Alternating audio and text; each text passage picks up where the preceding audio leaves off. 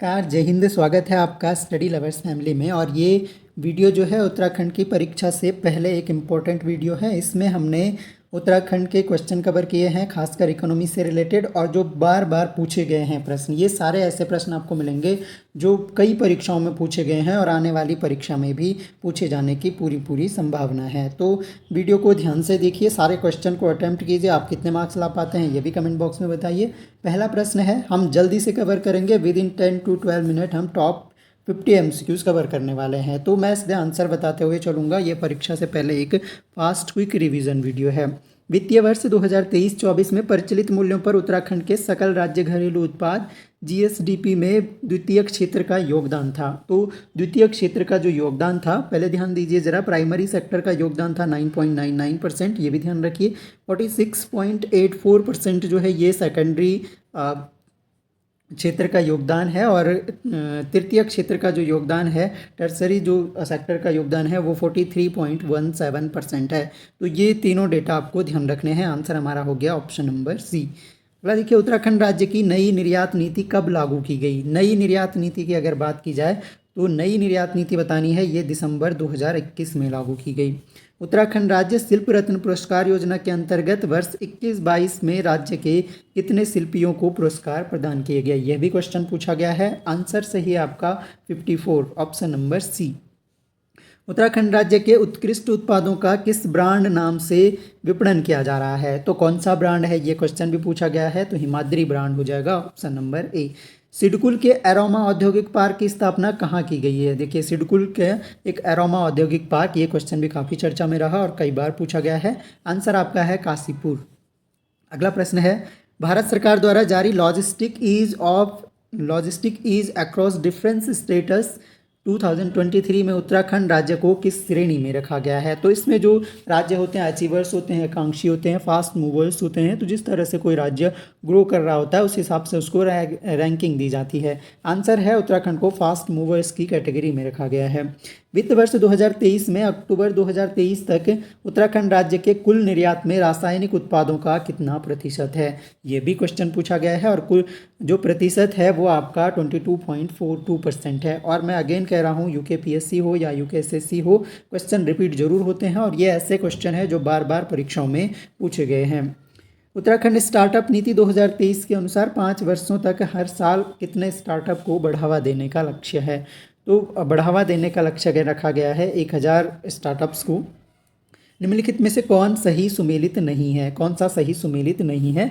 तो ये एक जिला दो उत्पाद वाली जो योजना है उससे आपके क्वेश्चन है, और इसके लिए आप हमारे चैनल पे जाओगे, चैनल को देखोगे तो वहाँ पर जो शॉर्ट वीडियोज़ वाला सेक्शन है, मुझे वो बहुत कम उसका अनुभव नहीं है, ना ही मुझे वो शॉर्ट्स बनाने उतने अच्छे से आते हैं। फिर भी मैंने एक शॉर्ट बनाया है और वो इम्पोर्टेंट है। वो मैंने एक जिला दो उत्पाद योजना वहाँ पर डिस्कस की है। तो आप एक बार उसको 1 मिनट का वीडियो देखोगे तो आपको पूरे 13 जिलों के एक तरह से रिपीट हो जाएंगे, रिवाइज हो जाएंगे, अगर आपने पढ़ा भी है। तो सेब उत्पाद जो है ये उत्तरकाशी का है, ये बागेश्वर का नहीं है। पहला ही ऑप्शन हमारा सही नहीं है। बाकी देखिए, देहरादून बेकरी हो गया, लोहे से बने उत्पाद चंपावत हो गया, सुगंधित तेल आपका चमोली हो गया। निम्नलिखित में से कौन सा कथन प्रधानमंत्री श्रम योगी मानधन योजना के संदर्भ में गलत है। गलत कथन हमें चुनना है। यह संगठित क्षेत्र के श्रमिकों के लिए वृद्धावस्था सुरक्षा सुनिश्चित करने के लिए योजना है, सही है।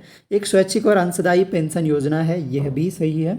और अगला जो है, इसमें शामिल होने वाले श्रमिक की न्यूनतम आयु 20 वर्ष होनी चाहिए। 20 वर्ष इसकी जो आयु है वो नहीं होनी चाहिए। कितने वर्ष इसके लिए आयु होनी चाहिए, ये आपके लिए क्वेश्चन है, कमेंट बॉक्स में बताइए। और 55 रुपये से लेकर अधिकतम 200 रुपये का मासिक योगदान करने का इसमें प्रावधान है। सूक्ष्म लघु एवं मध्यम उद्यम जो नीति 2013 है, इसमें उत्तराखंड राज्य को कितनी श्रेणियों में वर्गीकृत किया गया है। तो उत्तराखंड राज्य को वर्गीकृत किया गया है 4 श्रेणियों में। अगला प्रश्न है, सूक्ष्म लघु एवं मध्यम उद्यम नीति 2015 कब तक प्रभावी रही। तो 2015 की जो नीति थी ये प्रभावी रही थी आपकी 31 मार्च 2023 तक। अगला है, सूक्ष्म एवं लघु उद्यम क्षेत्र में महिलाओं की पर्याप्त भागीदारी सुनिश्चित करने के उद्देश्य से महिला उद्यमी विशेष प्रोत्साहन योजना कब प्रारंभ की गई। इंपॉर्टेंट क्वेश्चन है, महिला उद्यमी विशेष प्रोत्साहन योजना ये प्रारंभ हुई थी आपकी 2015 में। महिला उद्यमी विशेष प्रोत्साहन योजना के तहत प्राप्त पूंजीगत उत्पादन सहायता राशि की अधिकतम सीमा कितनी है। तो अधिकतम सीमा इसके तहत रखी गई है आपका 25 लाख रुपए। उत्तराखंड स्टार्टअप नीति 2023 के अंतर्गत मान्यता प्राप्त स्टार्टअप या छात्र उद्यमियों के लिए कितना मासिक भत्ते का प्रावधान किया गया है? तो इसके तहत जो मासिक भत्ते का प्रावधान है वो आपका 15,000 रुपये प्रति माह है। प्रधानमंत्री रोजगार सृजन कार्यक्रम का क्रियान्वयन किसके द्वारा किया जाता है? प्रधानमंत्री रोजगार सृजन कार्यक्रम का क्रियान्वयन जो है ये किया जाता है आपका खादी एवं ग्रामोद्योग आयोग के द्वारा। भारत में अंतर्राष्ट्रीय व्यापार मेला 2023 का आयोजन कहाँ किया गया? अंतर्राष्ट्रीय व्यापार मेला 2023 इंपॉर्टेंट क्वेश्चन है और आंसर है आपका नई दिल्ली। ट्रेडमार्क और औद्योगिक डिजाइन के लिए आवेदन करने पर राज्य की नई स्टार्टअप नीति 2023 में प्रतिपूर्ति सहायता राशि कितनी तय की गई है? इस तरह के क्वेश्चन आते हैं और ये रिपीटेड क्वेश्चन है जैसे कि मैंने शुरू में बताया। तो 10,000 रुपये प्रति माह है। उत्तराखंड ग्लोबल इन्वेस्टर समिट 2023 कहाँ आयोजित की गई?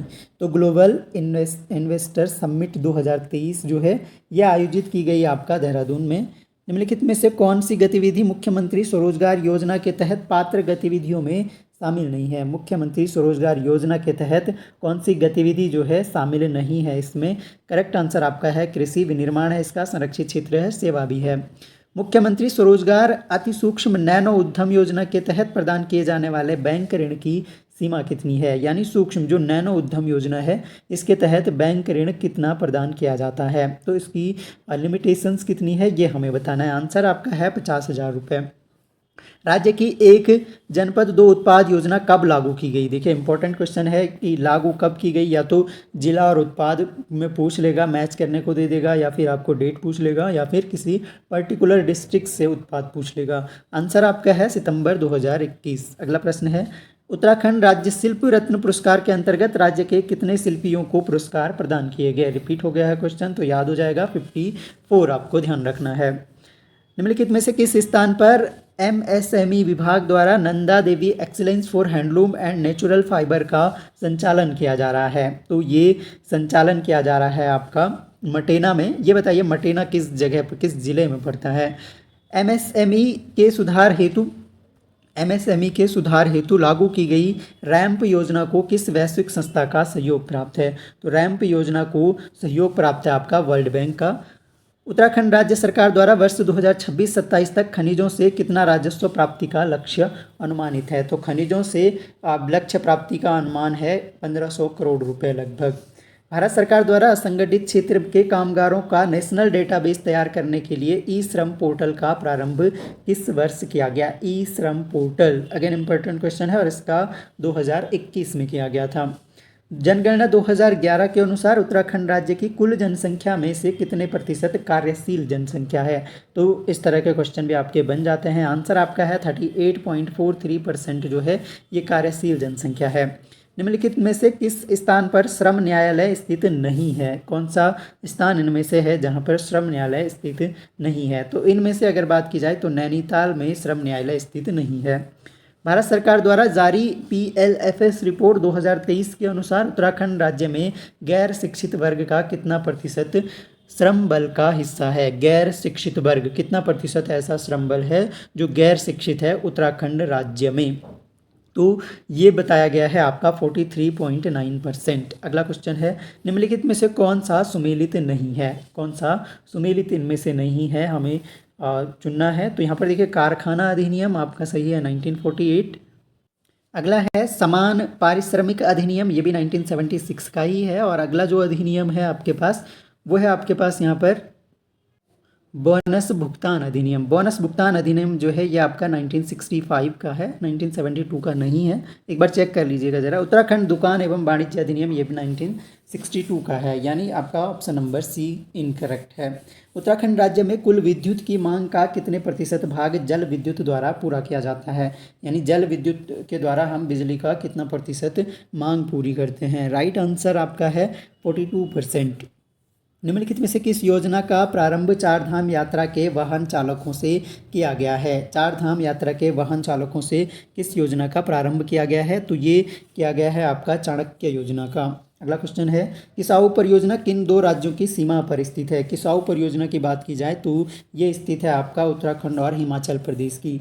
ब्यासी परियोजना का लोकार्पण किस वर्ष किया गया था? ब्यासी परियोजना का लोकार्पण होता है आपका 2021 में। उत्तराखंड राज्य में मुख्यमंत्री स्वरोजगार योजना का आरंभ किस उद्देश्य के लिए किया गया है? तो मुख्यमंत्री स्वरोजगार योजना का जो आरंभ किया गया है ये किया गया है आपका प्रदेश के बेरोजगार युवकों, लघु एवं सीमांत कृषकों तथा कोविड के दौरान आए प्रवासियों को स्वरोजगार के अवसर प्रदान करने के लिए मुख्यमंत्री स्वरोजगार योजना लागू की गई।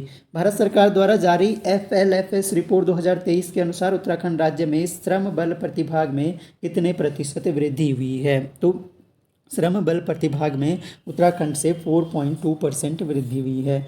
State infrastructure and industrial development corporation Uttarakhand limited जो आपका सिडकुल है, इसकी स्थापना किस वर्ष हुई थी? तो सिडकुल की स्थापना पूछ ली गई है, ये हुई थी आपकी 2002 में। नीति आयोग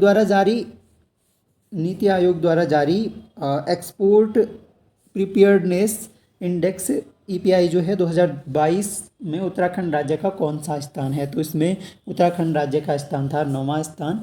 उत्तराखंड परिवहन निगम की बसों में वरिष्ठ नागरिकों हेतु निःशुल्क यात्रा सुविधा कब से प्रारंभ की गई? तो ये की गई थी आपके 2015 से।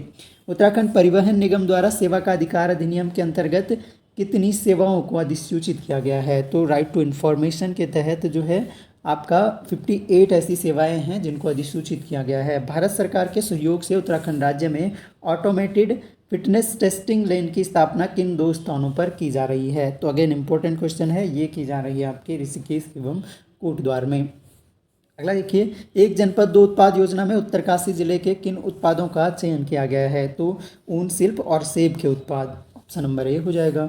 उत्तराखंड का कौन सा जिला चिपको आंदोलन का जन्म स्थान है? तो चमोली का रैणी गांव हो गया, यानी चमोली जनपद हो गया। चमोली जिले के प्रशासनिक मुख्यालय स्थित हैं। चमोली जिले का जो मुख्यालय है, प्रशासनिक मुख्यालय, वो आपका गोपेश्वर में है। चमोली जिले के उत्तर पश्चिम में कौन सा जिला है? यानी नॉर्थ ईस्ट बताना है। तो चमोली का नॉर्थ ईस्ट कौन सा हो गया? चमोली का नॉर्थ ईस्ट आपका हो गया उत्तरकाशी हो गया। अगला क्वेश्चन है, सड़क दुर्घटनाओं को न्यूनतम करने हेतु हम सफ़र अलर्ट ऐप का प्रयोग करने वाला देश का पहला राज्य। ये हम कई बार डिस्कस कर चुके हैं, उत्तराखंड राज्य ने लॉन्च किया है। चमोली जिले के अंतर्गत कितनी विधानसभा सीटें आती हैं? तो चमोली जिले में विधानसभा सीटों की जो संख्या है वो आपका 3 सीटें हैं यहाँ पर विधानसभा की। ऑप्शन नंबर बी आपका करेक्ट आंसर हो जाएगा। अगला क्वेश्चन है, हेमकुंड साहिब गुरुद्वारा कहाँ स्थित है? हेमकुंड साहिब गुरुद्वारा ये आपका स्थित है चमोली जनपद में। अनसुईया मंदिर उत्तराखंड के किस जिले में स्थित है? और अनसुईया मंदिर भी आपका चमोली जिले में है। तो कुल मिलाकर ये हमने टॉप 50 MCQ डिस्कस किए जो बार बार पूछे गए हैं परीक्षाओं में, और उम्मीद है कि इससे आपके 1-2 नंबर जरूर बनेंगे। आई होप वीडियो आपको पसंद आया होगा। पसंद आता है तो लाइक करें, शेयर करें, अपने दोस्तों तक पहुंचाएं वीडियो को। Thanks a lot for listening. मिलते हैं नेक्स्ट वीडियो में, तब तक के लिए जय हिंद।